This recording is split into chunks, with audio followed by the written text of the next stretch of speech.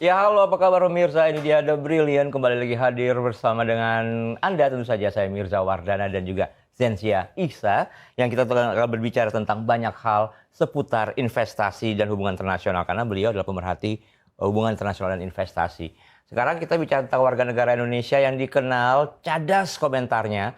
Oh, itu bikin orang asing takut aja gitu kalau udah diserang oleh netizen Indonesia. Tapi netizen Indonesia juga dikenal sebagai mereka dengan ide-ide yang luar biasa. Tapi pertanyaannya, dalam sebuah inovasi, utamanya dikaitkan dengan usaha, bisnis, dan juga prestasi, kadang-kadang ide bagus saja enggak cukup. Bukan begitu, Mas? Butuh tindakan. Butuh tindakan, butuh action, ya kan? Banyak orang mengatakan Indonesia adalah gudangnya ide, startup muncul tiap kali, ide usaha ada terus di mana-mana, anak muda kreatif juga kritis ada di mana-mana. Pertanyaannya, 90% dari startup aja layu di 3 bulan pertama, ya kan? Di 1 tahun pertama udah layu begitu. Kenapa ide-ide bagus dari kita orang Indonesia itu banyak tidak bertahannya?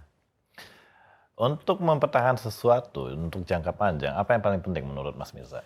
Perencanaan yang pertama, Oke. kemudian juga konsistensi. Konsistensi berarti harus nggak semangat di awal aja, berarti harus juga punya pace, langkah yang pasti.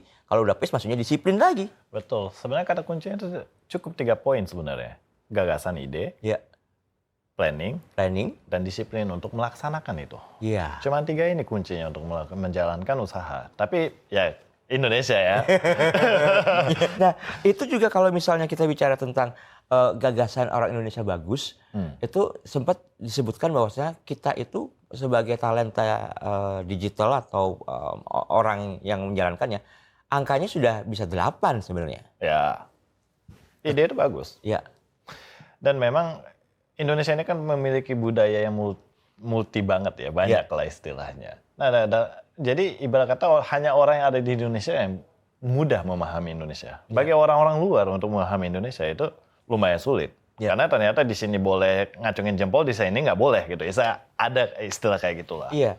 2.600 startup, bahkan sekarang artinya jumlahnya sudah bertambah, bisa jadi 3.000-an begitu ya. Ada di 6 besar dunia. Jumlah startup itu menunjukkan ekosistem dari inovasi nggak sih?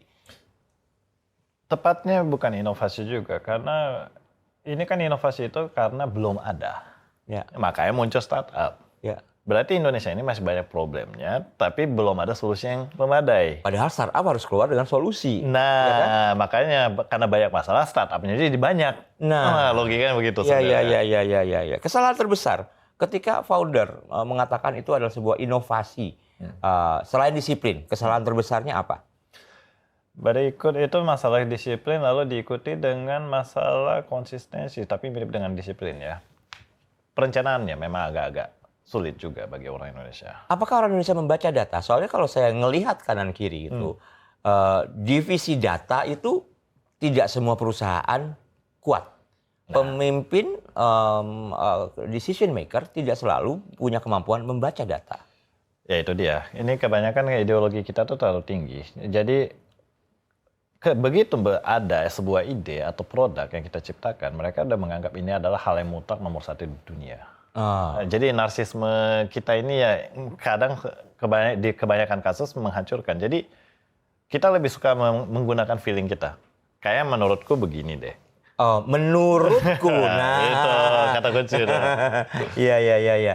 Tapi harus diikuti dengan data. Ini kan sebenarnya mencari data itu sesuatu yang mudah. Ya. Nah, ini yang menjadi masalahnya. Kalau kita nggak baca data, ini kita nggak bisa bikin forecast. Angka aktual itu di mana kita lagi berdiri. Ya. Ini sangat-sangat penting sebenarnya untuk memastikan posisinya benar nggak di sini. Tapi kadang ibaratnya di dalam niatnya mau ke Bogor. Ya. Kita nggak tahu ternyata kita lagi di Bekasi. Ya. Ini kan terus mau lanjutin ke kiri atau kanan tetap mau nyampe Bogor. Berapa lama jaraknya, ditempuhnya, berapa lama, berapa biayanya dan sebagainya. Berarti perencanaan tadi seperti yang disebutkan selain disiplin adalah hal yang utama. Bahkan data itu harus keluar di saat perencanaan. Karena menyusun target market itu juga perlu data. Betul. Ya kan, yang disukai apa, ininya apa, kita keluar produknya seperti itu. Nah, investor sebenarnya ya selain kekuatan data dan sebagainya tertarik dengan ide yang unik atau kemampuan tim untuk mengeksekusinya. Apakah penting untuk menyebutkan ini tim ini disusun oleh A, ini breakernya ini, B, ini atau Oke, investor cuma melihat 2 poin sebenarnya pada prinsipnya, yaitu masalah ide, ditambah lagi siapa yang memimpin. oh leadernya ini ya? Iya, leadernya ini karakternya seperti apa, dan latar belakangnya seperti apa, dan pengalamannya portofolio seperti apa. Yang paling sekarang mulai ditinggikan scoringnya itu terkait masalah karakter. Oke. Ibarat kata kalau pemimpinnya aja nggak bisa disiplin dan Iya. konsis, Iya. gimana timnya mau berjalan dengan baik dan benar? Ya, kalau begitu pemimpinnya juga harus personal branding. Yes, Itu mutlak mutlak. saat ini. Minimal psikotes dan segala macamnya, atau ketika interview itu harus menunjukkan dirinya kalau memang beliau ini berkompeten. Oke, karena kebanyakan pemimpin di Indonesia, paling tidak di milenial, ya Gen Z kita harus petakan lagi, saya nggak punya datanya begitu, itu silent leader. Mereka yang menjadi pemimpin, tidak banyak action, tapi memberikan advice dan keputusan. Ya. Sementara yang dibilang extrovert leader itu nggak begitu banyak. Ya, itu nggak salah. Tapi kembali lagi, sebenarnya ini kan udah menjalankan sebuah project, apalagi di startup seperti ini. Ini udah bukan bicara masalah personal skill. Ini adalah total skill. Oke. Ini harus dibicarakan seperti itu.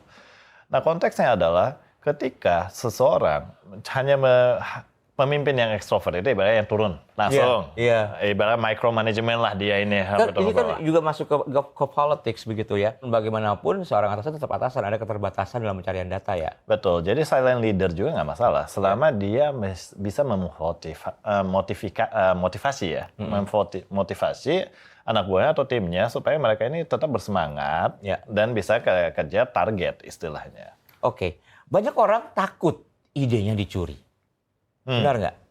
Nah, yang paling aman untuk menjaga ide itu tidak tercuri ketika kita berpresentasi kepada investor, bagaimana?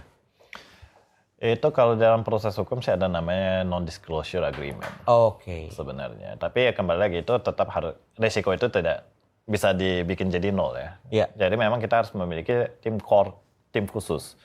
Yang paling ideal itu sebenarnya, idenya ada di kita, dan ada orang lain juga memiliki ide lain. Iya. Dan ini bisa digabungkan.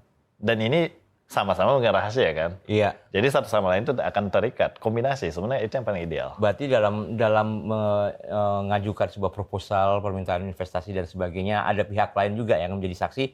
Ini nih idenya dari kita nih. Ya. Gitu. Selain ada disclosure agreement pada saat berjumpa dengan investor. Oke, uangnya besar. Kenapa investor makin sedikit? Kita jawab itu yang kita akan tanyakan di segmen berikutnya. Tetap bersama dengan kami di Brilian.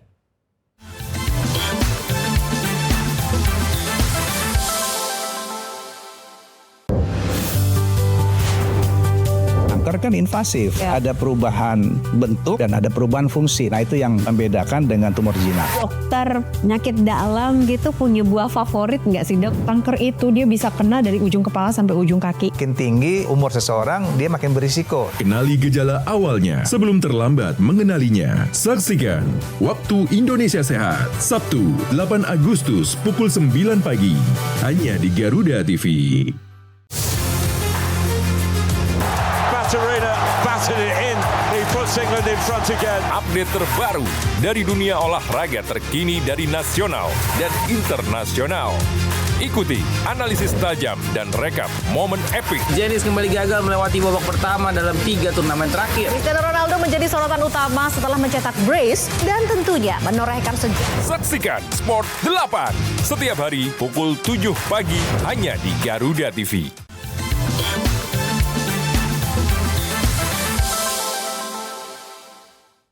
Bangga sebagai warga negara Indonesia karena sebenarnya kita juga punya prestasi, termasuk salah satu di antaranya nih Indonesia dengan ekonomi digitalnya adalah terbesar di Asia Tenggara. Transaksinya sampai 100 miliar US dollar tahun lalu 2025. Tapi ironisnya pendataan dana yang masuk untuk investasi justru turun secara drastis. Pertanyaannya kan uangnya gede nih, tapi kenapa investor makin selektif gitu? Karena ini udah fasenya juga sih mas sebenarnya. Sempat kayak kita bahas di episode lain ya tadi ya. Terkait masalah ya ibarat kata ini udah selesai tahap establishment bagi sebuah startup segala macamnya. Ya. Nah di sisi lain sekarang kan kita kan udah mulai stable. Di sini berarti apakah masih membutuhkan pengembangan yang lebih lanjut secara massal lagi atau enggak?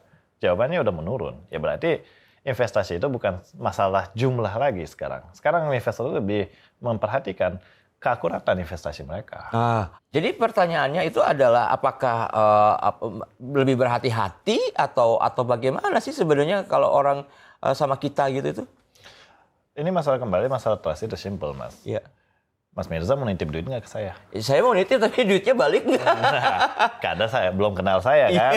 Nah, itulah kata kunci memang semua orang investor itu mengharapkan menaruh duit dan ada return, ada cuan di situ. Iya. Nah, kalau yang dititipin ini nggak bisa dipercaya, ya sulit bagi mereka juga untuk melanjutkan langkah selanjutnya. Trust yang harus muncul itu berhubungan dengan kondisi makro juga mungkin ya?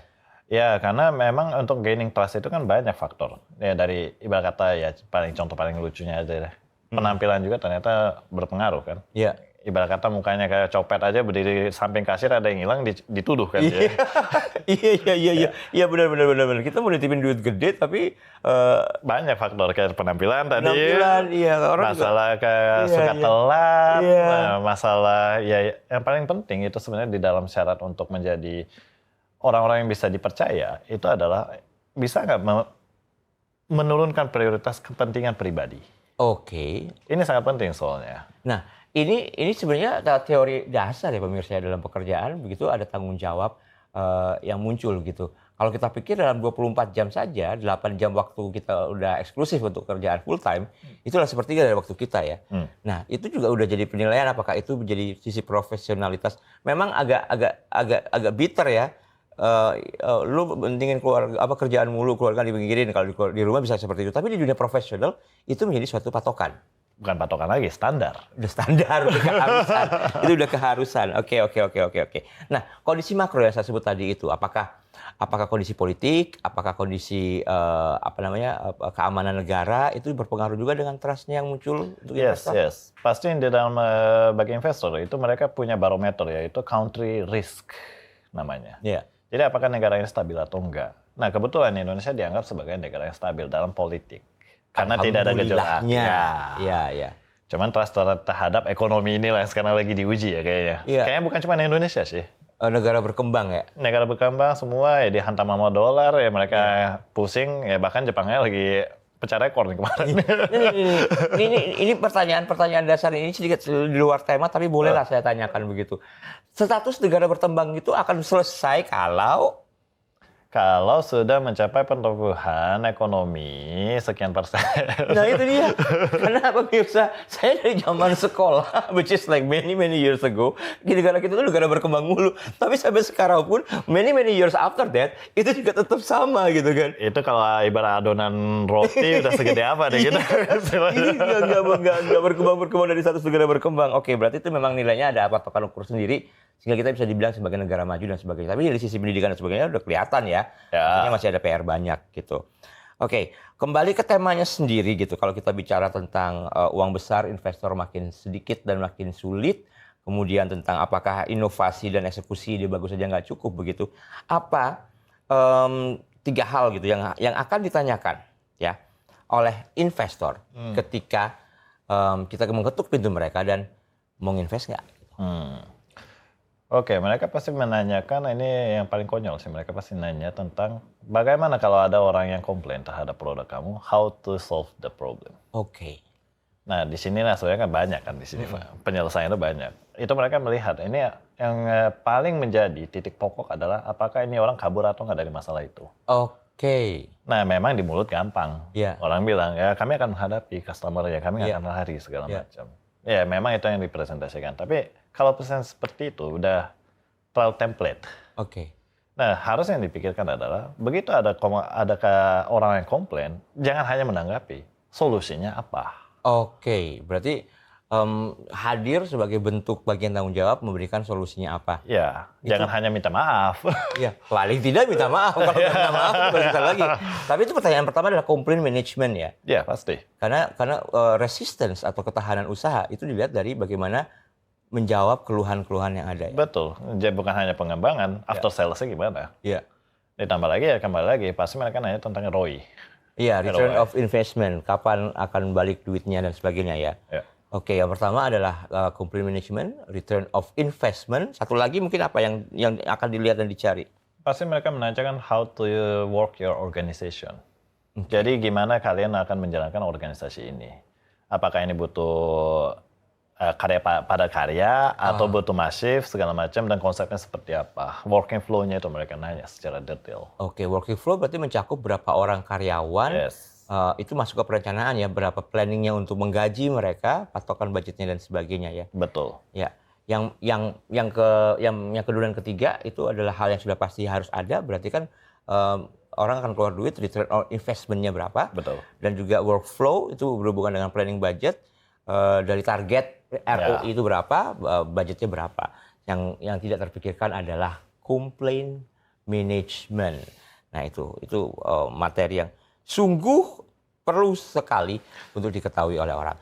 Nah dari investor, yang penting itu sebenarnya pertumbuhan atau profitability. Apa itu? Kemungkinan profitabilitasnya.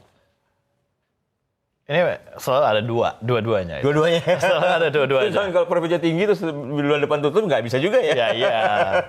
Jadi memang bagi ibaratnya multi-bilioner lah. Bagi mereka ada growth yang lebih penting karena cuannya udah ada di tempat lain. Iya. Tapi bagi kata investor yang masih skala kecil dan menengah, itu mereka masih mengejar ya profit di situ. Oke. Gabungan dari pertumbuhan dan profitabilitas itu yang bisa dijanjikan tentu saja kepada investor yang ada. Betul. Nah, hitungannya bagaimana itu pasti teknis tergantung usahanya apa. Tapi kita bicara tentang nanti ini masa depan Indonesia agar bisa mengeksekusi sebuah ide ya dengan inovasinya. Tidak hanya sekedar ide aja yang bagus, tapi eksekusinya gimana? Kita lanjutkan lagi setelah break.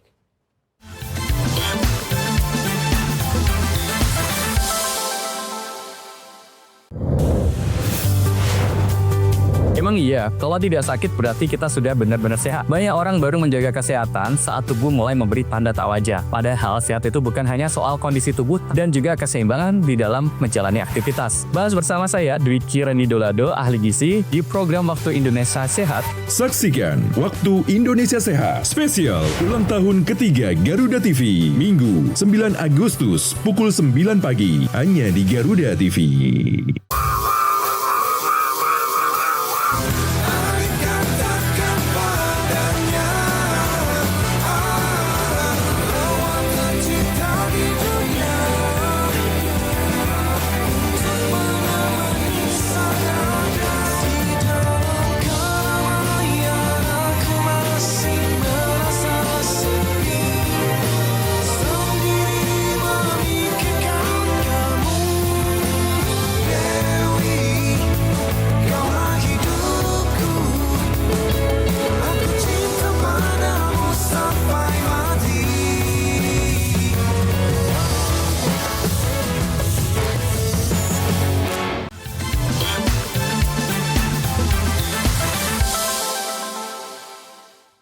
Kalau dari standar kemampuan talenta digital Indonesia itu ada di angka 8. Tapi dari jumlahnya ternyata pemirsa, Indonesia diperkirakan membutuhkan 9 juta talenta digital di tahun 2030. Tapi yang ada nggak sampai segitu, masih jauh di bawah kebutuhan itu. Betul demikian ya Mas? Benar, itu bukan PR Indonesia doang, seluruh dunia Mas. Oh gitu, seluruh dunia. Nah ini mempengaruhi perkembangan inovasi dong ya nantinya ya? Betul, jadi kurikulum kita nanti di bidang pendidikan maupun ya privat dari orang tua mungkin harus mengarah ke sana kalau mau jangka pendeknya. Oke, berarti bagaimana bisa mengolah teknologi yang ada dan jadikan kemampuan.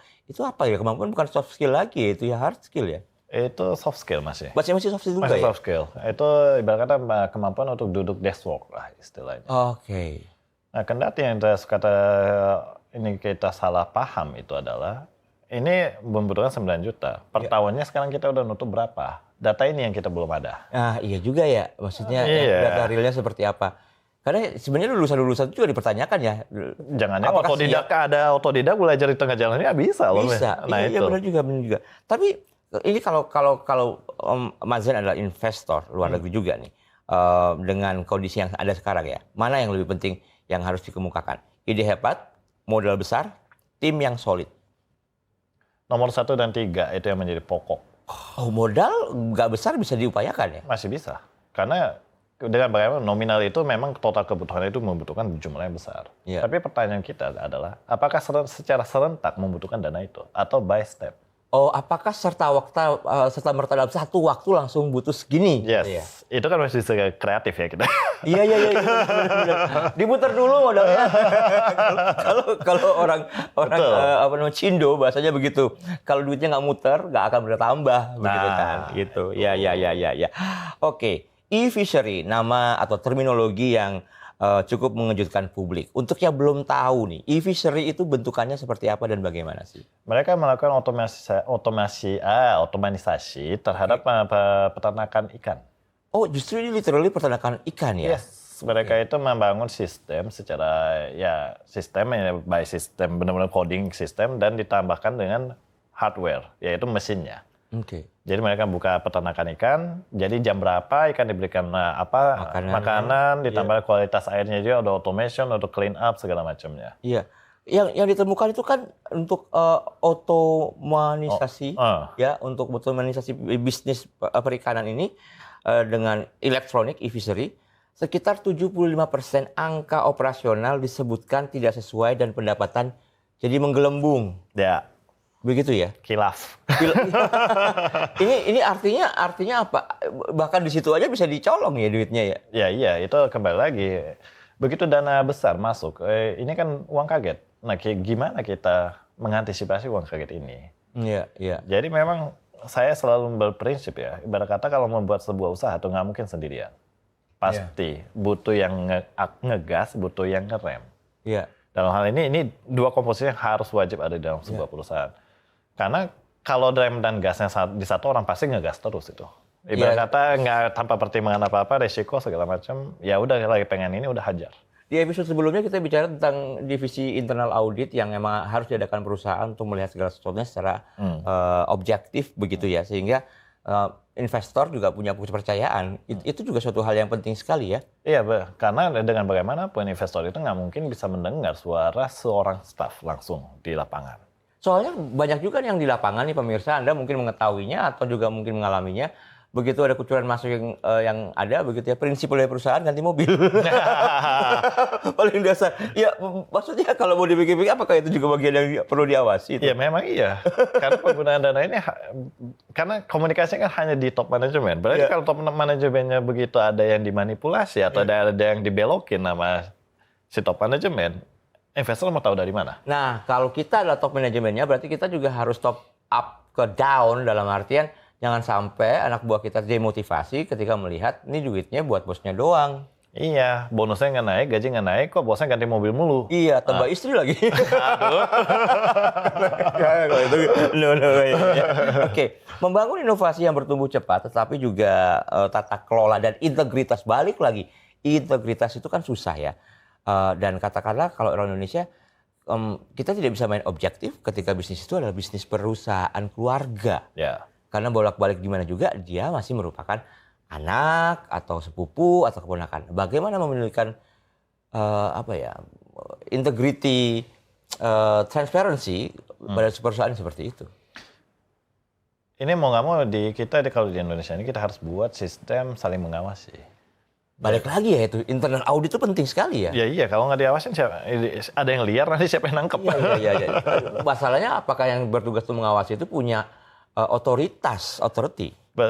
Ya harus. Karena kalau dalam dunia perusahaan ya pasti ada yang namanya CEO, CFO, COO. Umumnya 3 ini. CEO adalah yang biasanya pemimpinnya lah. Pemimpinnya. Presidennya ya. Kalau COO itu operasionalnya. Kalau CMO itu CFO itu adalah finance yang balancing untuk aduh udah kebanyakan lu ngambilnya nih. Nah, iya. Gitu ya. Dia yang nganget bahkan kayak istri tua lah. Istri tua yang buat yang muda ya. Itu CEO. Istri yang muda. Oke. Kalau dirangkum dalam satu kalimat, apa yang membedakan adalah orang yang punya ide ya, membedakan antara orang yang punya ide atau orang yang benar-benar membangun bisnis. Itu bisa jadi 2 hal yang berbeda kan. Punya ide kadang-kadang ide liar gitu. Ya. Saya bilang ini selalu, makanya saya bilang kalau mau membuat sebuah usaha jangan mulai sendiri deh. Mendingan dua-duanya ada. Ibarat kata kalau dalam perusahaan CEO ada, CFO ada. Minimal 2 ini sebenarnya. Tidak boleh sendiri, berarti minimal 2, maksimal berapa? Maksimal 3. Top levelnya 3. Maksimal 3. Nah, kecuali ya, ada pengecualian. Iya. Kecuali benar-benar imannya kuat sebagai pemimpin. Ibarat kata ada duit sebanyak apapun nggak bakal gila. Tapi manusiawi ya, manusia tidak semanusia itu. Kadang-kadang godaan tuh banyak. Godaan di mana ada aja. Iya, godaan tuh kadang-kadang banyak loh. Oke, jadi kalau kita ambil benang merahnya, ide bagus tidak cukup, itu benar. Berarti yang diperlukan untuk membuat ide bagus realisasi adalah? Nah, memang balance di antara kedua belah pihak. Yaitu kedua belah pihak itu tadi ya. Ada ide gagasan, tapi jangan supaya ada bagian stoppernya juga, remnya. Supaya ini nggak kebablasan. Bagaimana tujuan dari sebuah perusahaan bisa tercapai dan dipantau oleh pihak-pihak yang memiliki satu kesamaan visi untuk keberhasilan perusahaan. Itu intinya. Kita harus pamit dulu pemirsa, tapi sebelum pamit nih ada 1 menit waktunya. Ini langsung jawab aja ya. Quick fire the brilliant. Baru nih saya main-main di sini ya. Kita bicara temanya adalah ide bagus saja nggak cukup. Ada 2 hal yang saya tanyakan yang harus dijawab secara cepat oleh Mas Zen. Mas Zen, founder sukses lahir, keturunan, atau dibentuk? Dibentuk. Pendanaan atau pelanggan yang penting? Pelanggan. Growth atau profit? Growth. AI, ancaman atau peluang? Yes. Ancaman atau peluang? Sebenarnya dua-duanya sih. Dua-duanya. Unicorn kecil tapi untung. Unicorn atau bisnis kecil yang untung? Bisnis kecil yang untung tapi banyak. Diberi oke. Gagal cepat atau terlalu lama menunggu? Gagal cepat. Gagal cepat, oke. Daripada lama-lama ya, nggak bikin yang lain ya. Ngendap mulu nanti. Talenta atau teknologi? Talenta. Talenta. Oke, pemirsa, terima kasih telah bersama dengan kami di The Brilliant. Kita berjumpa lagi di edisi The Brilliant berikutnya ya. Talenta yang terakhir kita dapatkan atau teknologi. Kalau nggak kita digeser teknologi ya, Mas. Betul. Masih mau kerja, Mas. Sampai jumpa, terima kasih.